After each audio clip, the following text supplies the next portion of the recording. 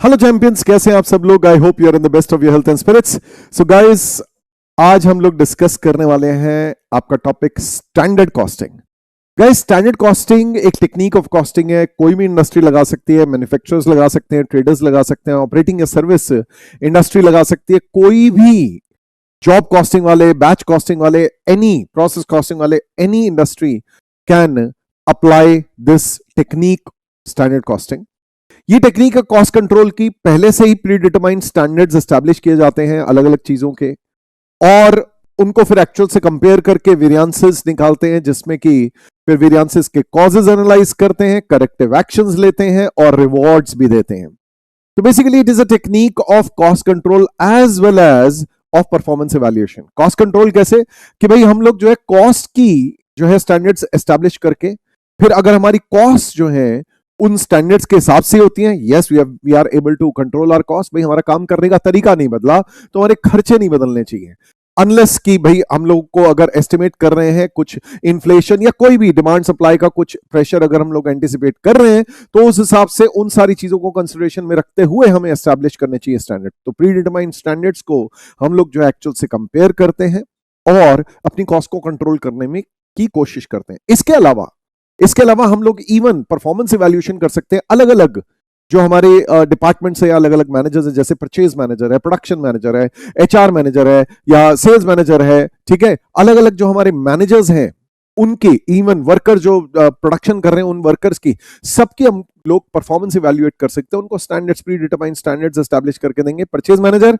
ये रेट पे आना चाहिए ये वाला मटेरियल, ठीक है। प्रोडक्शन मैनेजर, इस चीज के लिए इतनी क्वांटिटी लगनी चाहिए मटेरियल, इसके लिए इतने लेबर आवर्स लगने चाहिए वर्कर इस प्रोडक्ट को बनाने के लिए, इस जॉब को करने के लिए। स्टैंडर्ड्स एस्टैब्लिश कर दिए गए हैं। एंड इसी तरीके से एचआर मैनेजर, इस रेट पे लेबर हायर होना चाहिए पर hour, and so on and so fourth. या फिर सेल्स मैनेजर, इतनी सेल्स क्वांटिटी आपकी बजटेड, इतना तो होना ही चाहिए, ये सेल प्राइस होना चाहिए, and so on and so fourth.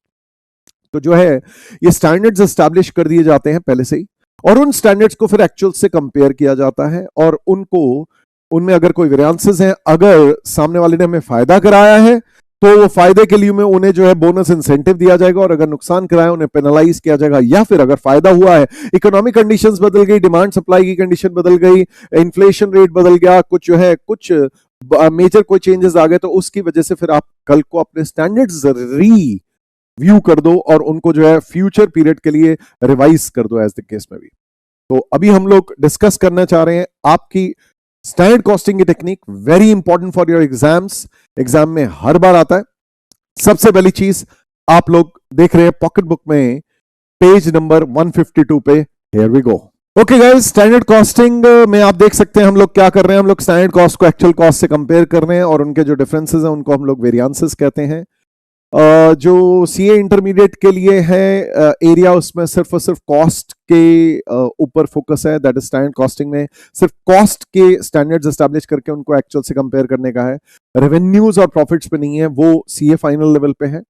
और सीएमए इंटरमीडिएट स्टूडेंट्स के लिए जो है वो सारी चीजें हैं, सेल्स एंड प्रॉफिट्स भी है एज द केस में भी। तो अभी हम लोग जो डिस्कस कर रहे हैं कॉस्ट की वेरिएशंस डिस्कस कर रहे हैं। सबसे पहले let us discuss the most important element of cost, that is material cost. और मटेरियल कॉस्ट में भी जो है सबसे पहले direct material cost. Guys, direct material cost variances, direct material variances को हम लोग सबसे पहले क्या कहते हैं? Direct material cost variance. सबसे पहले देखो, cost variance is the sum of direct material price and usage या क्वांटिटी वेरिएंस। और फिर क्वांटिटी या usage variance can be categorised into mix variance, direct material mix variance, as well as direct material yield variance या revise usage variance.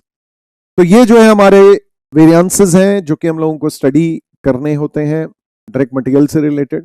Direct material cost variance, once again I would like to say, direct material cost variance जो है हमारे direct material price variance और direct material quantity variance का sum आता है। Quantity variance को usage variance भी कहा जाता है, और प्राइस को तो प्राइस ही कहते हैं इस केस में भी। फिर अगर एक से ज्यादा तरह के मटेरियल लगते हैं तो उस केस में हमारा डायरेक्ट मटेरियल मिक्स वेरिएंस लगता है, और फिर उसी केस में फिर हम लोग जो है यील्ड या आउटपुट का वेरिएंस निकाल सकते हैं। अगर एक से ज्यादा मटेरियल है तो उस केस में मिक्स की वेरिएशन की वजह से भी जो है फायदा या नुकसान हो सकता है। और फिर यील्ड, दैट इज टू से कभी कितना इनपुट डाल के कितना आउटपुट निकलना चाहिए, यील्ड या आउटपुट, उसका वेरिएंस भी जो है हम लोग कैलकुलेट करते हैं। देखो गाइज, मैं सबसे पहली चीज इन पांचों वेरिएंसेस को अगर आपको निकालने को आए एग्जाम में, तो आपको सबसे पहला काम क्या करना चाहिए? आपको टेबल बना लेनी चाहिए, 8 कॉलम्स बना लेने चाहिए। सबसे पहला टाइप ऑफ मटेरियल, जितने भी मटेरियल है ए बी उनका, साथ में इवन आप स्टैंडर्ड मिक्स भी लिख दो, and standard mix. Take an example, A हमारा लगेगा 60%, बी हमारा लगेगा 40%, तो वो भी लिख दो। तो ए 60% लगना चाहिए स्टैंडर्ड मिक्स, और बी जो है हमारा 40% लगना चाहिए, ये लिखा। फिर उसके बाद stand quantity for actual output. आप क्या कहेंगे, आप कहेंगे भाई हमारा, ध्यान से सुनना, हमारी इतनी जो है, लेट्स टेक एन एग्जांपल, मैं कहता हूं 2 किलो लगना चाहिए 1 यूनिट फिनिश्ड आउटपुट के लिए, ठीक है, 1 यूनिट फिनिश्ड आउटपुट के लिए हमारा स्टैंडर्ड है। अब हमारा actual output let's take an example है 20,000 यूनिट्स, तो इसका मतलब हमारा कितना लगना चाहिए गाइस, हमारा लगना चाहिए 40,000 किलो। तो ये आ जाता है standard quantity for actual output. इसका 60% that is to say 24,000 standard quantity for actual output हो गया। इसका 40% दैट इज 16,000 जो है standard quantity for actual output B का हो गया।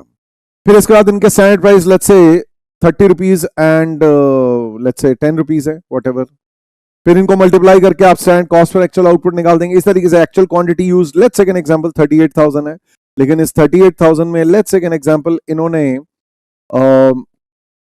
30,000 ये लगाया और 8,000 बी लगाया, और एक्चुअल प्राइस जो है लेट्स से 30 की जगह 31 आया है, और ये 10 की जगह 8 का आया है, व्हाटएवर एज द केस में भी, ठीक है जी। इस तरीके से आप कर सकते हैं। And last but not the least, revise standard quantity क्या होती है गाइस? अच्छा, फिर इनको मल्टीप्लाई करके standard quantity for actual output into standard price is standard cost for actual output, actual quantity into actual price is equal to actual cost. और revise standard quantity क्या होगी? ये जो टोटल आपकी एक्चुअल क्वांटिटी है 38,000 kilo, इसको हम revise कर देते हैं स्टैंडर्ड की प्रोपोर्शन में, दैट इज इसका 60% और इसका 40% हम लोग यहां पर दिखा देंगे।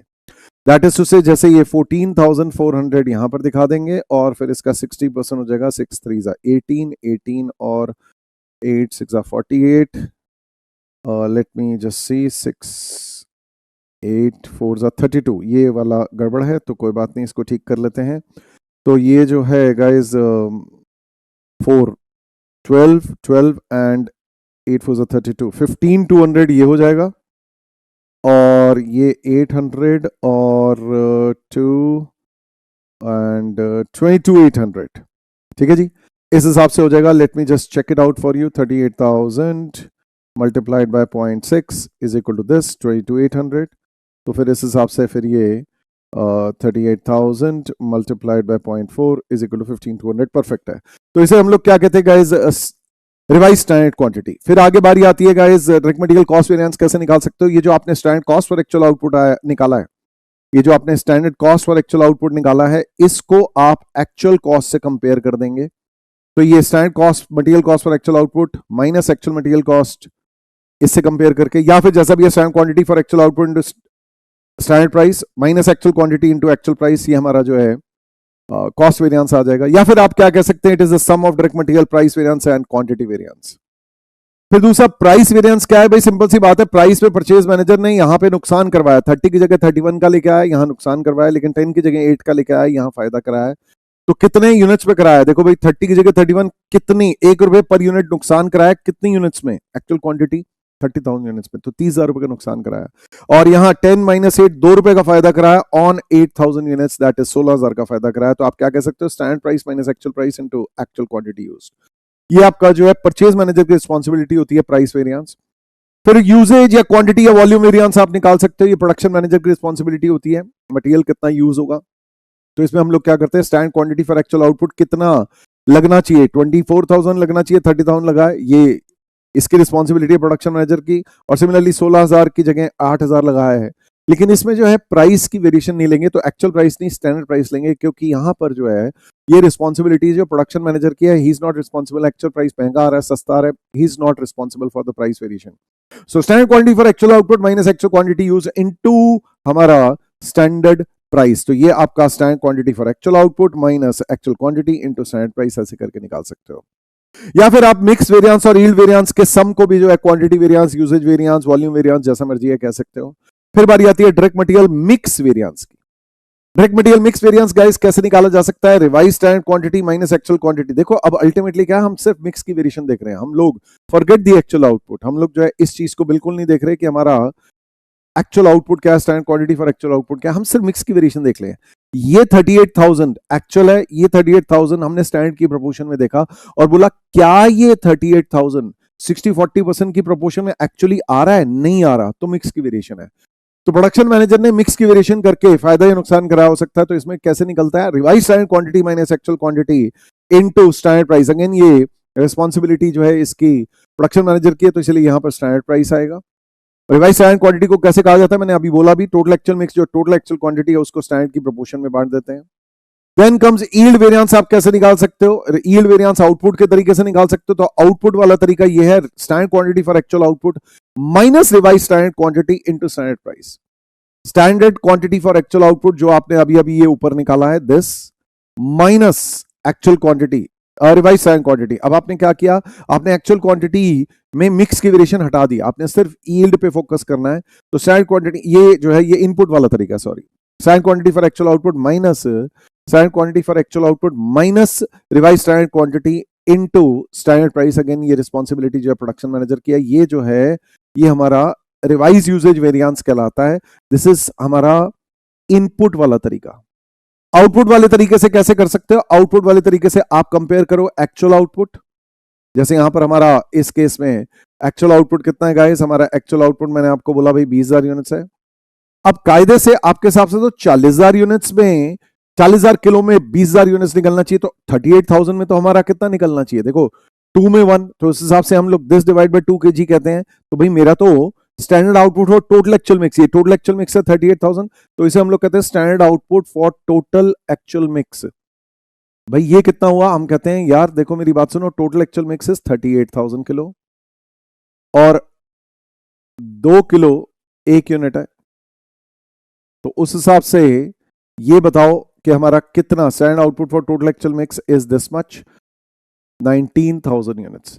तो 19,000 यूनिट्स बननी चाहिए थी, जबकि बनी कितनी है 20,000। वाह वाह, फायदा हो गया, एक्चुअल आउटपुट ज्यादा हो गया, गुड फॉर अस है। तो actual output minus standard output for total actual mix, ठीक है, into standard cost per unit of output, ऐसे करके निकाल सकते हो। Standard cost per unit of output अगर आपको निकालना हो तो कैसे निकाल सकते हो, स्टैंडर्ड कॉस्ट पर actual output divide by actual output कर सकते हो। जैसे इस सवाल में, इस एग्जांपल में अगर मैं बात करूं तो ये आपका standard cost for actual output ये निकला होगा, दिस डिवाइडेड बाय आप 20,000 यूनिट्स कर दोगे तो ये आपका standard cost per unit of output आ जाएगा एज द केस में भी।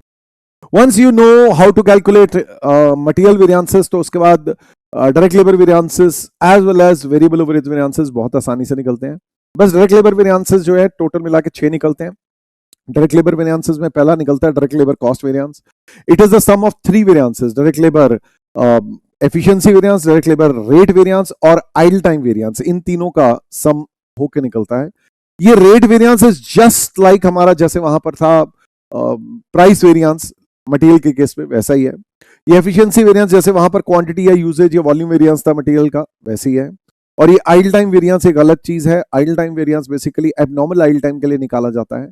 और जैसे वहां पर भी हम लोग जो है quantity variance, material quantity variance को कह सकते थे कि भाई मिक्स और यील्ड का सम है। इस तरीके से यहां पर भी direct labour efficiency is the sum of direct labour mix variance and direct labour yield variance, या फिर अगेन इसको रिवाइज्ड एफिशिएंसी वेरिएंस भी कहा जा सकता है। तो डायरेक्ट लेबर यील्ड वेरिएंस या एज द केस में रिवाइज एफिशिएंसी वेरिएंस, ये इनपुट वाले तरीके को हम लोग जो है कहते हैं revise efficiency variance. Yield variance को हम लोग आउटपुट वाले तरीके को ऐसे कहते हैं। नेक्स्ट, फिर mix variance guys, direct labour mix variance को इवन गैंग कंपोजिशन वेरिएंस कहते हैं या सिर्फ गैंग वेरिएंस भी कहते हैं। So once again one by one discuss करते हैं। सबसे पहले डायरेक्ट लेबर कॉस्ट वेरिएंस कैसे निकलता है guys. Direct labour cost variance से standard cost for actual output minus actual cost ऐसे करके निकाला जा सकता है। लेकिन सबसे पहले आप क्या कीजिए, जैसे पिछले वाले में आप 8 कॉलम्स बना रहे थे, इसमें 10 कॉलम्स बनाएंगे। लास्ट के 2 कॉलम्स और एडिशनल कौन से बनेंगे, एक्चुअल, एक तो एबनॉर्मल आइडल टाइम आवर्स भी बनेगा और एक एक्चुअल आवर्स वर्कड बनेगा। तो सबसे पहले तो देखो ग्रेड ऑफ लेबर, जैसे वहां पर मटेरियल के टाइप थे इसी तरीके से, एंड उनका स्टैंडर्ड मिक्स। अगर लेट्स से आपके पास मेन विमेन बॉयज अलग अलग वर्कर्स हैं या स्किल्ड और सेमी स्किल्ड वर्कर्स हैं, तो उनके आप जो है अलग अलग ग्रेड ऑफ या स्किल ऑफ लेबर जो है अलग अलग ले लेंगे और उनके standard mix, let's say example 50% 50% है, ऐसे करके ये लिख देंगे। फिर इसके बाद standard hours for actual output निकालेंगे, उसको स्टैंडर्ड रेट से मल्टीप्लाई करके standard cost for actual output आ जाएगा। ये होगा एक्चुअल आवर्स पेड फॉर, ये होगा actual hours paid for. Actual hours paid for में फिर जो है हम लोगों ने इसको एक्चुअल रेट पर आवर से मल्टीप्लाई करना है और फिर ये एक्चुअल कॉस्ट आ जाएगा। फिर आप क्या कीजिए, इसके बाद देखिए अगर आइडल टाइम है तो उस केस में यहां पर बीच में दो और कॉलम्स बनाइए। कौन कौन से? एक तो बनाइए एबनॉर्मल आइडल टाइम का कॉलम। एबनॉर्मल आइडल टाइम कितना कितना किस किस वर्कर का लगा है, एक तो वो कॉलम बना दीजिए। ठीक है जी। एक तो कितना कितना एबनॉर्मल आइडल टाइम भाई ग्रेड ए का कितना लगा है, बी का कितना लगा है, एंड फिर टोटल कितना लगा है वो आप लिख दीजिए। दूसरा नंबर आप एक और कॉलम बनाइए, दैट इज टू से actual hours worked. Actual hours worked कैसे निकलेगा गाइस? ये जितना भी एक्चुअल आवर्स पेड फॉर है उसमें से एबनॉर्मल आइडल टाइम माइनस कर देंगे तो एक्चुअल आवर्स वर्कड आ जाएगा। इस एक्चुअल आवर्स वर्कड, इस एक्चुअल आवर्स वर्कड को ही आप रिवाइज करेंगे। ये रिवाइज स्टैंडर्ड आवर्स क्या होते हैं? This is standard hours for actual hours worked, ऐसे करके निकलेगा ये। ठीक है गाइस, तो ये एक्चुअल आवर्स वर्कड को रिवाइज करेंगे स्टैंडर्ड के प्रोपोर्शन में, एज द केस में भी। जैसे वहां कॉस्ट वेरिएंस निकल रहा था मटेरियल का, यहाँ लेबर का भी वैसे ही होगा। Standard cost for actual output minus actual cost, standard cost for actual output minus actual labour cost paid for. तो actual labour cost paid for, ये actual labour cost paid for है, actual hours paid for multiplied by actual rate per hour. ये आपका इनका जो है आपका difference है, standard cost for actual output minus actual cost paid for. ये जो है this will B cost variance. Once again इसको कॉस्ट वेरिएंस को कैसे निकाला जा सकता है? Standard labour cost for actual output को आप ऐसे भी कह सकते हो standard hours for actual output into standard rate per our, और एक्चुअल कॉस्ट को ऐसे कह सकते हो actual hours paid for into actual rate per hour. ये आप इस तरीके से निकाल सकते हो, standard hours for actual output into standard rate, actual hours paid for into actual rate. या फिर आप इन तीनों वेरिएंस का सम भी कह सकते हो, direct labour rate variance plus efficiency variance plus idol time variance. फिर रेट वेरिएंस, जैसे वहां प्राइस वेरिएंस निकलता था standard price minus actual price into actual quantity, यहां पर भी इसी तरीके से होगा। स्टैंडर्ड रेट, यहां पर वेज का रेट होता है minus actual rate into actual hours paid for, जितने की भी तनख्वाह दी है तो standard rate minus actual rate into actual hours paid for, ऐसे करके निकाल सकते हो। अब यहां एक्चुअल आवर्स पेड फॉर, चाहे उसमें एब्नॉर्मल आइडल टाइम है चाहे आपके एफिशिएंट वाले आवर्स वर्कड है, उससे कोई फर्क नहीं पड़ रहा, जिसमें प्रोडक्शन हो रही है या नहीं हो रही है। जो भी रेट की वेरिएशन है वो रिस्पॉन्सिबिलिटी किसकी है? एचआर मैनेजर की है। फिर एफिशिएंसी की रिस्पॉन्सिबिलिटी वर्कर की, एज वेल एज जो काम कर रहा है और जो करवा रहा है, वर्कर एज वेल एज उसका सुपरवाइजर या उसका जो बॉस है, एज द केस में whosoever is supervising, whosoever is getting the work done. तो वो जॉइंट रिस्पॉन्सिबिलिटी हो सकती है और उस हिसाब से उनको इंसेंटिवाइज किया जाता है। तो एफिशिएंसी वेरिएंस कैसे निकलेगा? Standard hours for actual output minus actual hours worked not paid for, standard hours for actual output minus actual hours worked into, again अब ये एफिशिएंसी में रेट की वेरिएशन नहीं आनी चाहिए, इसलिए एक्चुअल रेट नहीं आता, स्टैंडर्ड रेट पर आर आता है। तो standard hours for actual output minus actual hours worked, mind you यहां एक्चुअल आवर्स वर्कड है, ऊपर एक्चुअल आवर्स पेड फॉर था, ये एक्चुअल आवर्स पेड फॉर है, mind you this is actual hours paid for, right, actual cost paid for, और यहां जो है this is actual hours worked. क्योंकि एफिशिएंसी देख रहे हैं तो इसमें आइडल टाइम इनकी रिस्पॉन्सिबिलिटी नहीं है वर्कर्स की। हो सकता है आइडल टाइम किस वजह से हुआ हो कि लेट्स से मशीन ब्रेकडाउन हो गई थी, इनकी गलती नहीं है, मेंटेनेंस डिपार्टमेंट की है। पावर फेलियर हो गया था तो जो भी आपका पावर बैकअप की रिस्पॉन्सिबिलिटी, जिसकी भी ऑपरेशंस मैनेजर, उसकी रिस्पॉन्सिबिलिटी है। इसी तरीके से take an example, raw material की शॉर्टेज हो गई थी तो जिसने खरीदना था या जैसा भी जिसने सेफ कीपिंग करनी थी, स्टोर कीपर या परचेज मैनेजर, जिसकी भी रिस्पॉन्सिबिलिटी है, इनकी रिस्पॉन्सिबिलिटी नहीं है। और हो सकता है सुपरवाइजर की रिस्पॉन्सिबिलिटी हो कि एब्नॉर्मल आइडल टाइम इस वजह से हुआ क्योंकि उसे वर्कर को ढंग से टाइम पे काम नहीं दिया गया तो वो खाली बैठे रहे एब्नॉर्मली, तो उस केस में उसकी रिस्पॉन्सिबिलिटी होगी, उसको पेनलाइज किया जाएगा। एंड अगेन इसमें स्टैंडर्ड रेट पर आर लेंगे, एक्चुअल रेट नहीं लेंगे, क्योंकि ये रिस्पॉन्सिबिलिटी जो है रेट की वेरिएशन की रिस्पॉन्सिबिलिटी एचआर मैनेजर की है, वर्कर्स की, सुपरवाइजर्स एक्सेट्रा की नहीं है। फिर आइडल टाइम वेरिएंस सिंपल है, abnormal idle time into standard rate per hour, क्योंकि यहां पे अगेन अगर let's take an example, machine breakdown हो गई, मेंटेनेंस डिपार्टमेंट की गलती, पावर फेलियर हो गया, ऑपरेशंस डिपार्टमेंट की गलती, जैसा भी है पावर बैकअप डिपार्टमेंट की गलती, बट यहां एक्चुअल रेट क्या है? एक्चुअल रेट पर आर की रिस्पॉन्सिबिलिटी इनकी कतई नहीं है। ठीक है जी, यहां कौन सा रेट आएगा? यहां आपका स्टैंडर्ड रेट पर आर आएगा, और ये हमेशा आइडल टाइम वेरिएंस हमेशा एडवर्स होता है। तो once again abnormal idle time hours multiplied by standard rate per hour, ऐसे करके आप निकाल सकते हो। फिर उसके बाद आप मिक्स वेरिएंस, दैट इज आप एफिशिएंसी वेरिएंस को फर्दर क्लासिफाई कर सकते हो इनटू मिक्स वेरिएंस। इसको मिक्स वेरिएंस को गैंग वेरिएंस या गैंग कंपोजिशन वेरिएंस भी कह सकते हैं। जैसे वहां पर मिक्स वेरिएंस निकलता था revise standard quantity minus actual quantity into standard price, इस तरीके से यहां रिवाइज स्टैंडर्ड क्वांटिटी, यहां रिवाइज स्टैंडर्ड क्वांटिटी क्या है, standard quantity for total actual hours का मिक्स वर्कड, जितने एक्चुअल आवर्स वर्कड का मिक्स है, टोटल है, उसको आपने स्टैंडर्ड की प्रोपोर्शन में जैसे 50-50% में बांटना है और उस हिसाब से आपने कंपेयर करना है। तो रिवाइज स्टैंडर्ड आवर्स या standard hours for actual total mix worked, ठीक है, माइनस हमारे actual hours worked into standard rate per hour, इस तरीके से आप जो है इसको निकाल सकते हो। Revise standard hours for actual hours worked minus actual hours worked into standard rate per hour, इस तरीके से आप इसे कैलकुलेट कर सकते हो। फिर direct labour yield variance, yield variance आप किस तरीके से कैलकुलेट कर सकते हो, बड़ा सिंपल है। यील्ड वेरिएंस आप ऐसे कैलकुलेट कर सकते हो आउटपुट वाले तरीके से, actual output minus standard output for total actual mix, same फंडा है। Actual output minus standard output for total actual mix similar तरीके से निकलेगा कि भाई टोटल एक्चुअल आवर्स वर्क का जो मिक्स है, टोटल है, उसको आपने कहना कि भाई एक यूनिट कितने घंटे में, तो इतने घंटे में कितनी एक्चुअल आवर्स वर्क में कितनी, और फिर standard cost per unit of output वैसे निकालोगे। Standard cost for actual output, जो भी लेबर कॉस्ट है यहाँ, वहां पे मटेरियल कॉस्ट थी, अपॉन एक्चुअल आउटपुट, इससे standard cost per unit of output आ जाएगी। या फिर इसको इनपुट वाले तरीके से भी कर सकते हो, ये आउटपुट वाला तरीका था। इनपुट वाले तरीके से कैसे होगा, standard hours for actual output minus revise standard hours for actual hours work into standard rate per hour, इस तरीके से निकाला जा सकता है। तो standard hours for actual output minus revise standard hours, तो अब हमने क्या किया, जो एक्चुअल आवर्स थे उसमें मिक्स की वेरिएशन हटा दी, सिर्फ यील्ड या आउटपुट पे फोकस रह गया।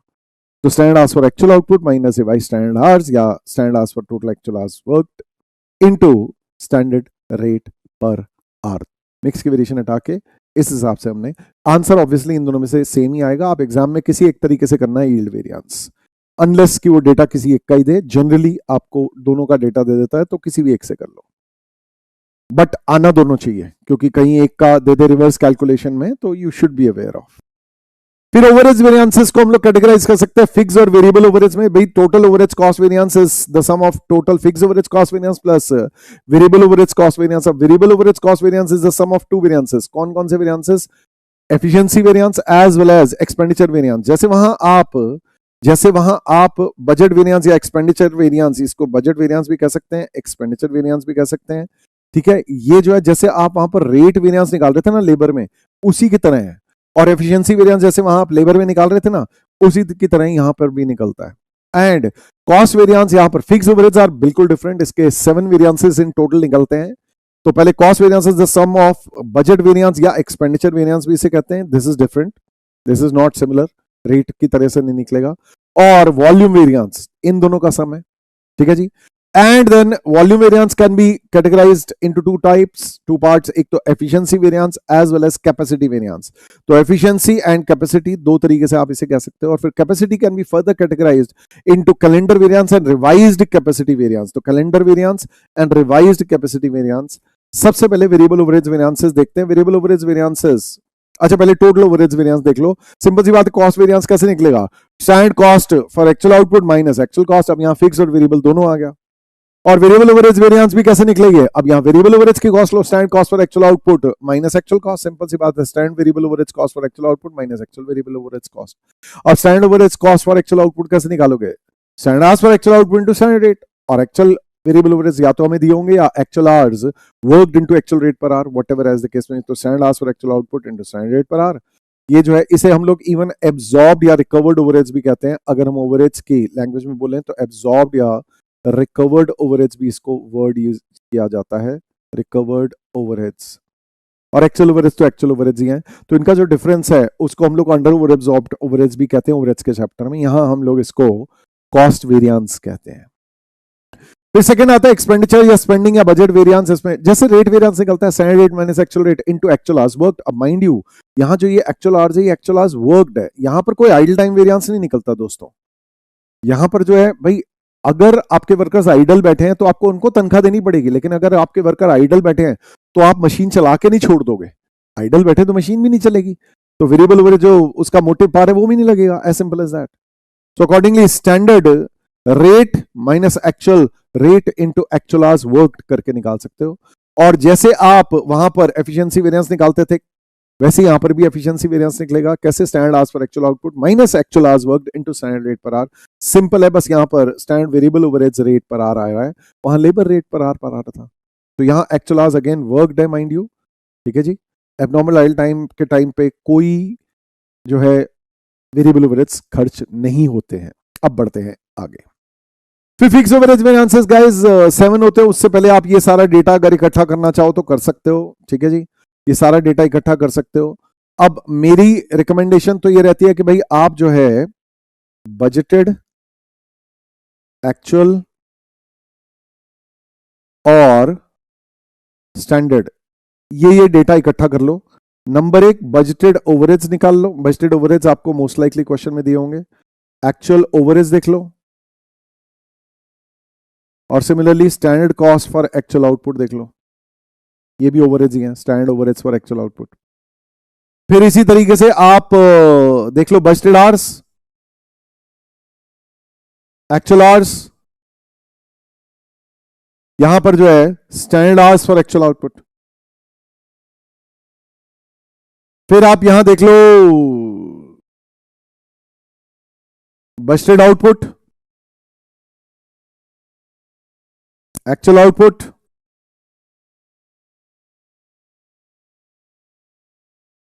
और यहां पर आप अलग चीज निकालोगे, वो अभी बाद में बताता हूं, ठीक है जी।